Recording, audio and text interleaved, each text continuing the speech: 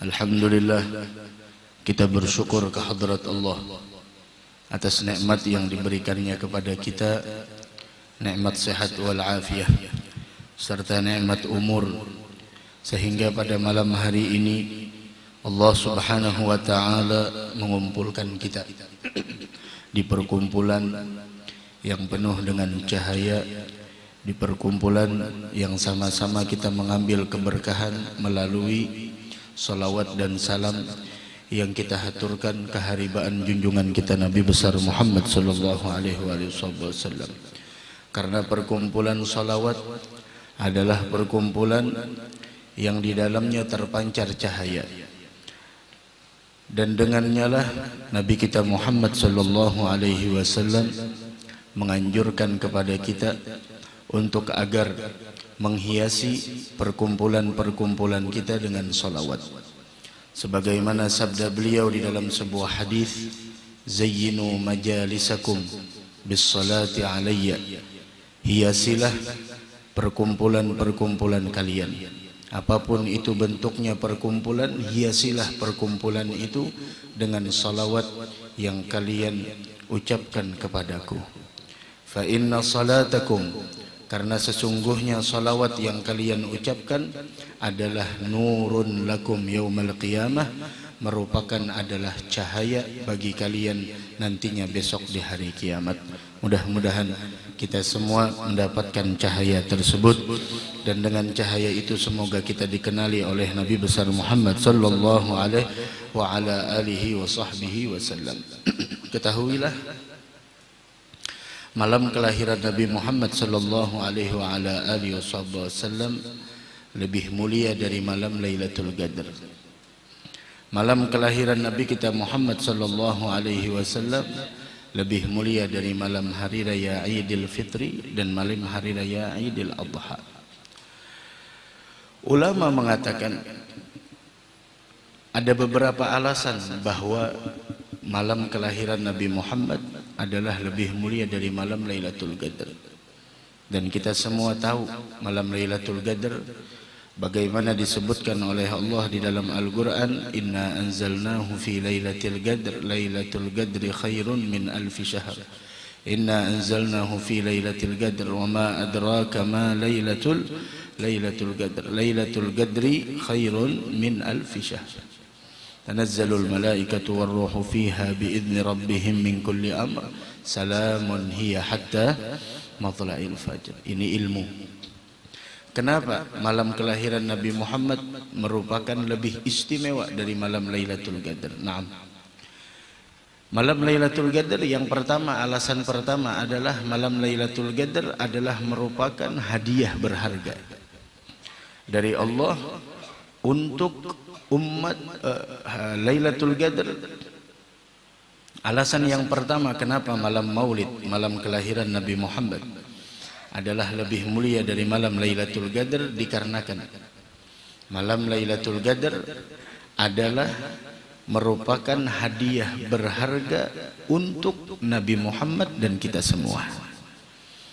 Sebagaimana yang diceritakan dalam tafsir, ketika Rasul sallallahu alaihi wasallam diceritakan di hadapan beliau ada umat di zaman Bani Israel mengangkat senjatanya, artinya berperang, berjihad di jalan Allah selama 1000 tahun.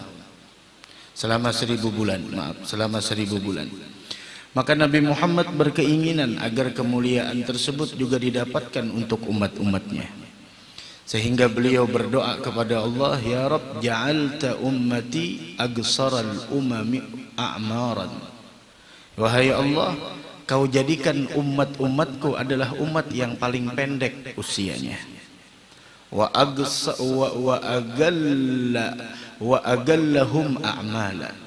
Dan otomatis ketika engkau jadikan umatku adalah umat yang paling pendek usianya, maka otomatis amalnya sedikit. Maka Rasul meminta kepada Allah agar dimuliakan umatnya. Maka disitulah diberikan Lailatul Qadar. Lailatul Qadri khairun min alfi syahr. Maka alasan yang pertama kenapa malam kelahiran Nabi Muhammad lebih mulia dari Lailatul Qadar, karena Lailatul Qadar adalah merupakan hadiah dari Allah untuk Nabi Muhammad dan kita semua, sedangkan malam kelahiran Nabi Muhammad sallallahu alaihi wasallam adalah merupakan malam lahirnya insan yang mulia tersebut. Alasan yang kedua, kenapa Lailatul Qadar, kenapa malam Maulid lebih mulia daripada malam Lailatul Qadar? Nah, dikarenakan kalaulah malam Lailatul Qadar malam yang mana Allah turunkan malaikat yang begitu banyak, maka di malam kelahirannya Nabi kita Muhammad sallallahu alaihi wasallam adalah malam lahirnya manusia yang lebih agung dari seluruh makhluk yang ada di alam semesta ini.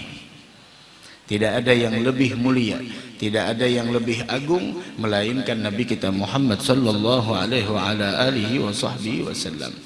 Yang ketiga, kenapa malam Maulid, malam kelahiran Nabi Muhammad adalah merupakan malam yang lebih mulia daripada malam Lailatul Qadar?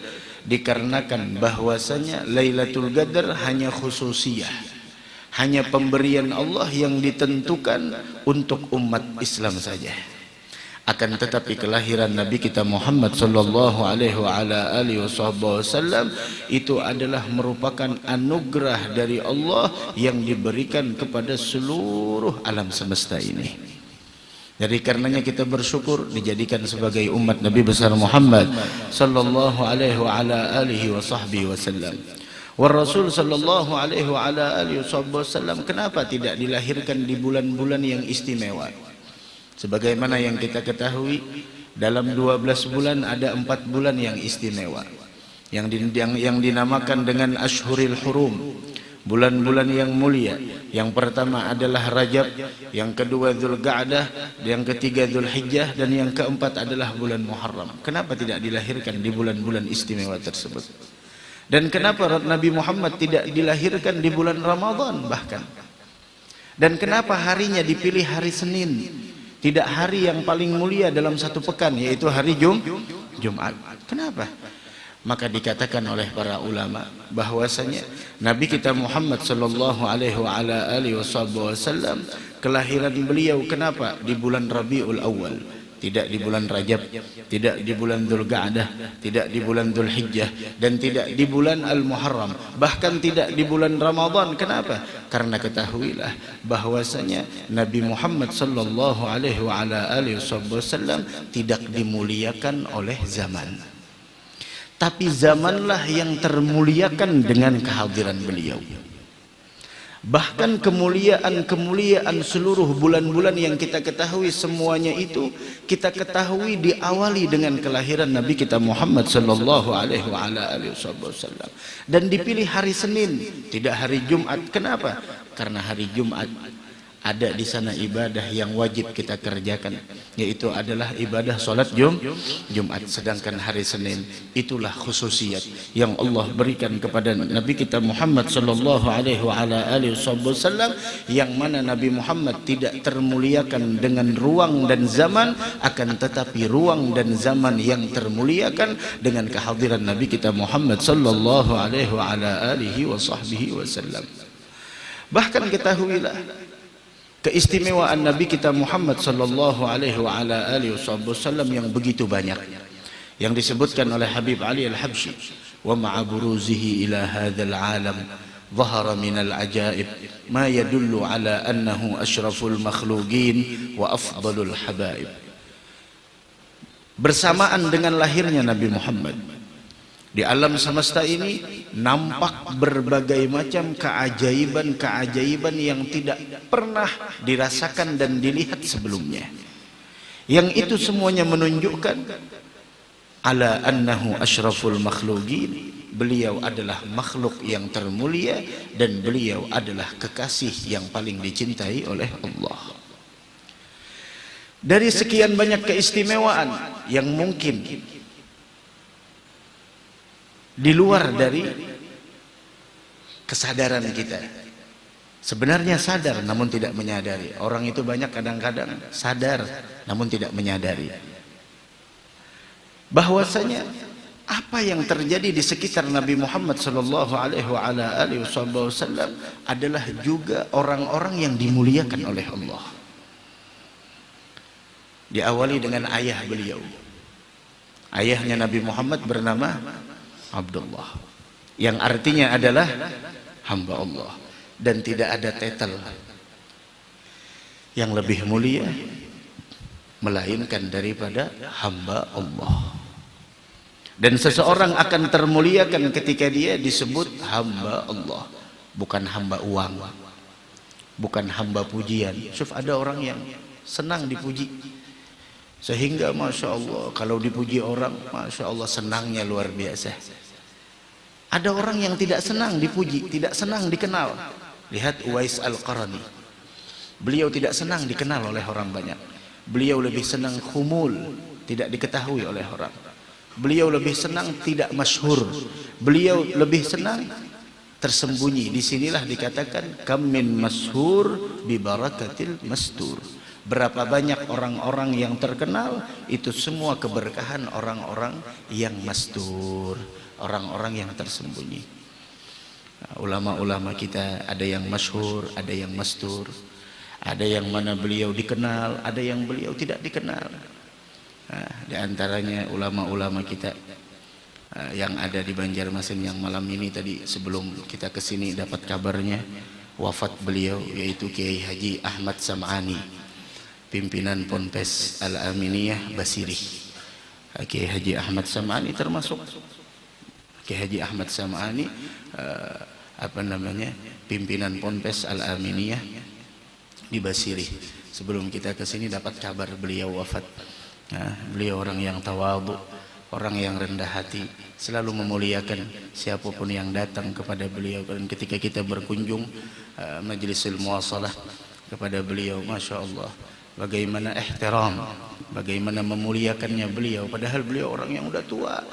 Kita yang muda datang dimuliakan oleh beliau, dita'zimkan oleh beliau. Itulah ilmu. Tidak ada tujuan untuk agar dikenal orang, agar dipuji orang. Tidak ada tujuan beliau begitu. Tanda bukti keimanan seseorang kepada Allah dan hari akhir, memuliakan tamu yang datang. Dibawa beliau melihat ponpesnya yang penuh dengan ketawadhuan, yang penuh dengan kesederhanaan. Sekarang dipilih oleh Allah di malam Senin, malam kelahirannya Nabi kita Muhammad sallallahu alaihi wasallam, beliau wafat. Rahimahullah subhanahu wa ta'ala. Dan semoga kita doakan Allah terima segala amal ibadah beliau, dan semoga Allah jadikan kuburnya menjadi kebun surganya Allah, dan semoga kita mendapatkan keberkahan beliau insyaallah, amin ya rabbal alamin. Ada Abdullah ayah beliau. Kemudian di antara keistimewaan yang lain, ibu beliau bernama Aminah. Tahu apa arti Aminah? Aminah itu Aminah bintu Wahab, yaitu yang artinya adalah Aminah tersebut merupakan yaitu keamanan dan anugerah. Dari karenanya setiap orang yang tidak beriman dengan Sayyidatuna Aminah, tidak percaya, bahkan mengatakan perkataan yang tidak pantas untuk ibundanya Nabi Muhammad, yaitu Aminah yang berartikan keamanan dan kesejahteraan, maka dia besok di hari kiamat tidak akan pernah mendapatkan keamanan.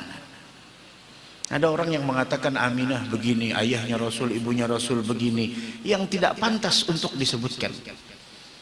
Padahal kalau bukan Aminah, ibunda Nabi kita Muhammad sallallahu alaihi wasallam yang bernama Aminah, yang artinya adalah keamanan dan kesejahteraan, maka kalau tidak beliau yang mengandung Nabi Muhammad, apakah kita pernah mengenal, apakah kita kenal dengan Nabi kita Muhammad sallallahu alaihi wasallam? Dari karenanya siapa orang yang tidak beriman dengan Aminah, bahkan mengatakan perkataan yang tidak layak menyakiti perasaan Nabi Muhammad, maka sungguh dia besok tidak akan pernah mendapatkan keamanan di hari kiamat.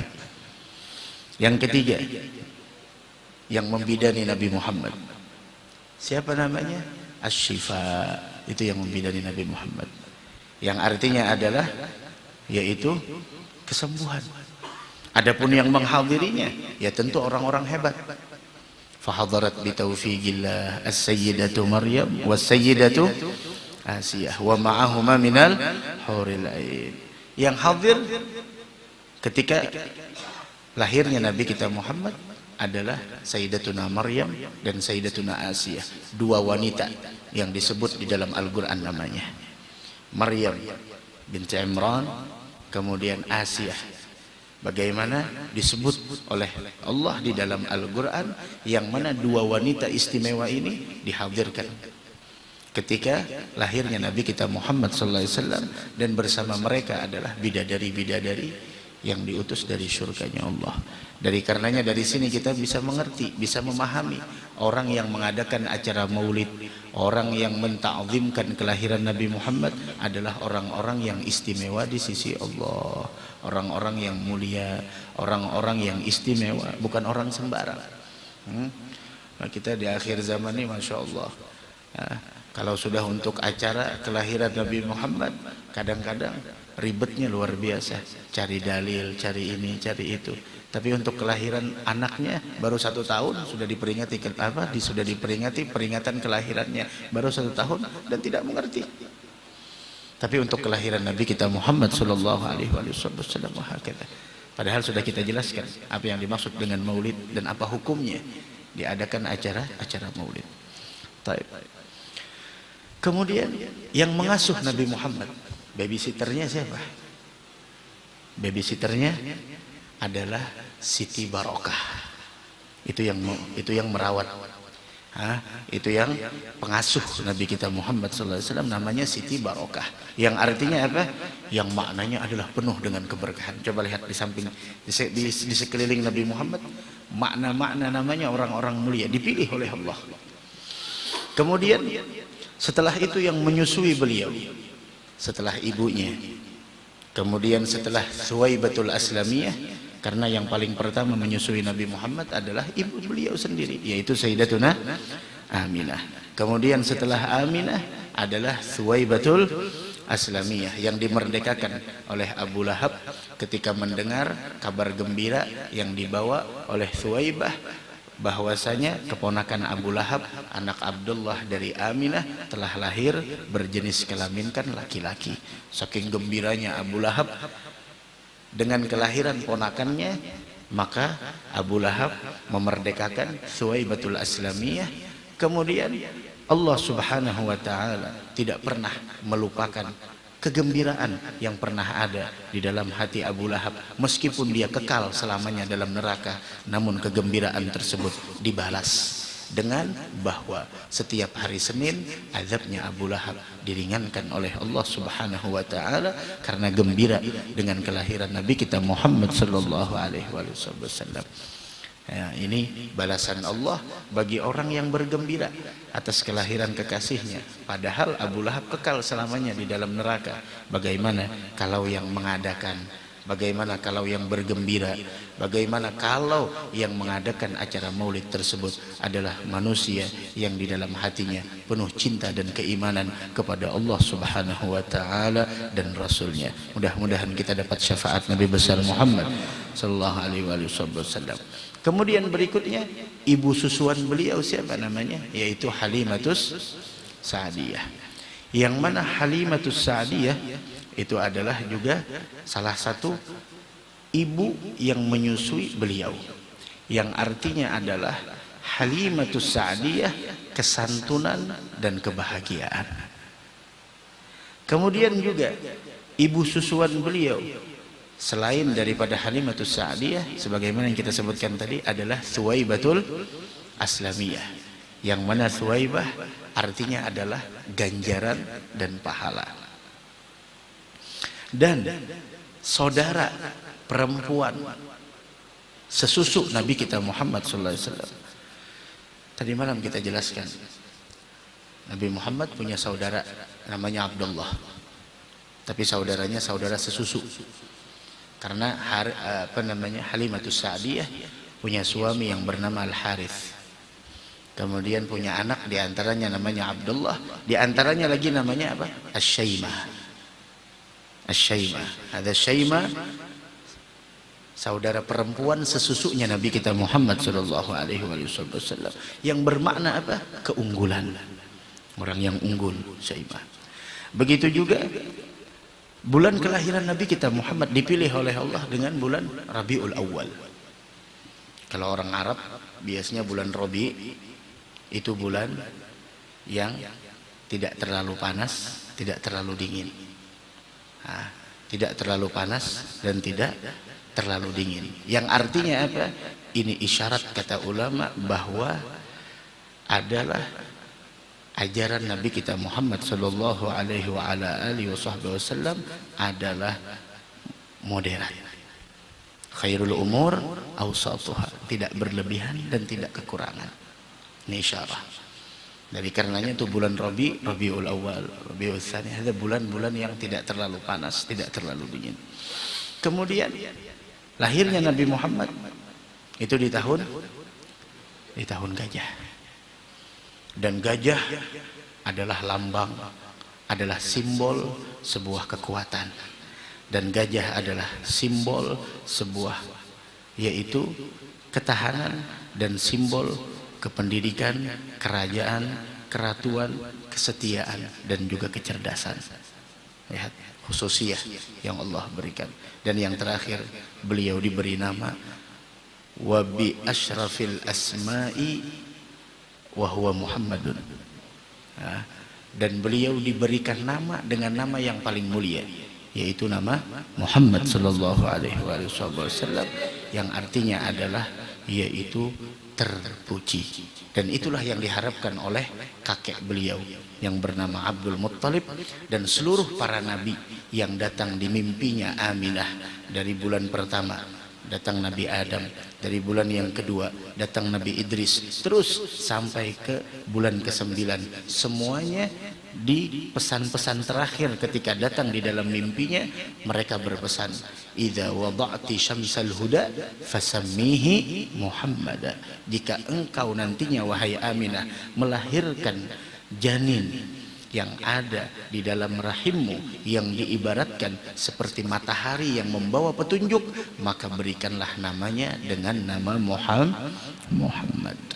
Dari karenanya orang tua yang punya anak 3 laki-laki di rumahnya, namun tidak ada satu di antara mereka yang bernama Ahmad atau Muhammad, maka sungguh keluarga itu adalah keluarga yang jauh dari ilmu agama. Dari karenanya kewajiban bagi setiap orang tua memberikan nama yang baik buat anak-anaknya, karena di balik nama terdapat sebuah doa, di balik nama terdapat sebuah harapan yang ada di dalam diri orang tuanya. Mudah-mudahan Allah Subhanahu wa taala memuliakan kita dengan kemuliaan dunia wal akhirah insyaallah, amin ya rabbal alamin. Dan salah satu cara bersyukurnya kita dengan dipertemukannya kita di bulan Rabiul Awal ini adalah dengan memperbanyak sholawat kepada Nabi besar Muhammad sallallahu alaihi wasallam. Dengan memperbanyak sholawat kepada beliau, jangan pernah kita lalai dari sholawat kepada beliau dalam keadaan apapun, meskipun wanita yang sedang halangan.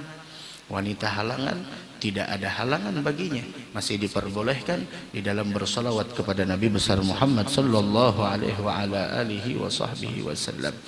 Apakan lagi solawat yang kita hadiahkan kepada keluarga-keluarga kita yang telah wafat, keluarga-keluarga kita yang mana di sana yang telah mendahului kita, maka mereka pun akan mendapatkan daripada keberkahan tersebut. Ada diceritakan bahwasanya ada salah seorang datang kepada Al-Imam Hasanul Basri. Ketika dia datang kepada Al-Imam Hasanul Basri dan mengatakan, wahai Imam, saya telah ditinggal wafat oleh anak saya. Kemudian saya ingin melihatnya, saya kangen. Ini seorang ibu ditinggal wafat oleh putrinya. Kemudian sang ibu tersebut mengatakan, wahai Imam, berikan saya amalan agar saya bisa berjumpa dengan putri saya, karena saya kangen.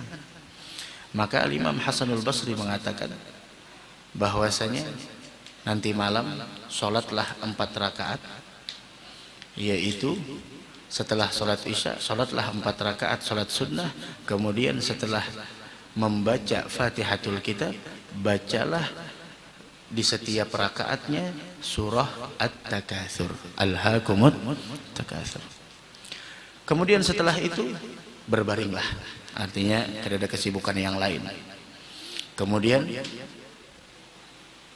perbanyak sholawat dengan niat agar engkau dipertemukan dengan anakmu sampai engkau terlelap tidur. Ketika dia terlelap tidur, Masya Allah, dia melihat bahwasanya anaknya dalam sebuah siksaan. Tangannya dibelenggu, dipakaikan baju dari api neraka. Kemudian subhanallah, dan kakinya dirantai. Yang semua itu mengerikan dilihat oleh ibunya. Sampai ibunya terbangun dalam keadaan sedih. Keesokan harinya diceritakan kepada Al-Imam Hasanul Basri. Kemudian Al-Imam Hasanul Basri memberikan solusi. Kata beliau, tasaddaqi bisadaqah. Coba wahai ibu, Anda keluarkan sedekah. Keluarkan sedekah dengan niat mudah-mudahan Allah mengampuni dosanya, memaafkan kesalahannya. Maka setelah ibu tersebut keluar dari rumah Imam Hasanul Basri, dia bersedekah. Setelah itu Imam Hasanul Basri tidur di malam itu bermimpi. Dan beliau bermimpi melihat seakan beliau berada di salah satu kebun daripada kebun surga. Dan beliau melihat ada kasur dan ranjang yang di atasnya ada di sana bidadari-bidadari yang sangat cantik, yang memakai sebuah mahkota yang sangat terang cahayanya.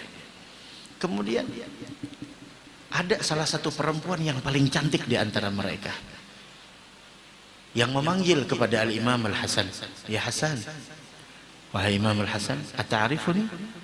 Apakah engkau mengenali saya?" "Galala, saya tidak kenal. Siapa Anda?" Kemudian perempuan tersebut menjawab, "Gala ana ibnatun tilkal mar'ah allati amartaha bis salati ala Muhammadin sallallahu alaihi wasallam." Saya adalah anak perempuan seorang ibu yang datang ke rumahmu yang kau perintahkan dia untuk bersolawat kepada Nabi Muhammad. Kemudian Al-Imam Al-Hasan mengatakan, "Ibumu tidak menceritakan keadaanmu seperti apa yang saya lihat. Ibumu menceritakan engkau sedang disiksa, engkau sedang dibelenggu, engkau sedang dirantai. Terus apa yang membuat engkau sampai di dalam kedudukan dan kemuliaan seperti ini?" Kemudian anak gadis tersebut mulai bercerita. Dia mengatakan, "Kunna sab'ina alfa nafs." Kami di tempat pekuburan ini ada 70.000 jiwa yang sedang disiksa oleh Allah Subhanahu wa taala, sebagaimana yang diberitahukan oleh ibu saya. Akan tetapi ada salah seorang rajul minas salihin, seorang laki-laki dari orang soleh, dia melewati kubur kami. Dia lewat di depan kubur dan dia bersolawat kepada Nabi besar Muhammad sallallahu alaihi wasallam cuma satu kali aja. Solawat dia hadiahkan kepada seluruh orang yang ada di Alkah ini. Maka Allah terima ibadah solawat tersebut, karena ibadah solawat pasti diterima. Beda ibadah yang lainnya. Sedekah, kadang-kadang sedekah ada riaknya supaya dipuji sama orang lain. Kadang-kadang sedekah pun bainal gebul warad, di antara diterima dan ditolak. Bacaan Al-Quran kita, solawat kita, bahkan ceramahnya kita pun kadang-kadang ada riaknya supaya orang lain ini itu. Wah, kita seperti ini. Wah, kala. Bahkan kita pun dalam mengadakan acara maulid, membuka ini itu lain sebagainya, perbaiki niat kita. Untuk apa? Bukan untuk agar dikenal orang, agar bukan itu tujuannya. Bukan itu tujuannya. Kalau itu tujuannya, maka nalillahi tam wa maka nali ghairillahin hadam. Ini tujuan. Kemudian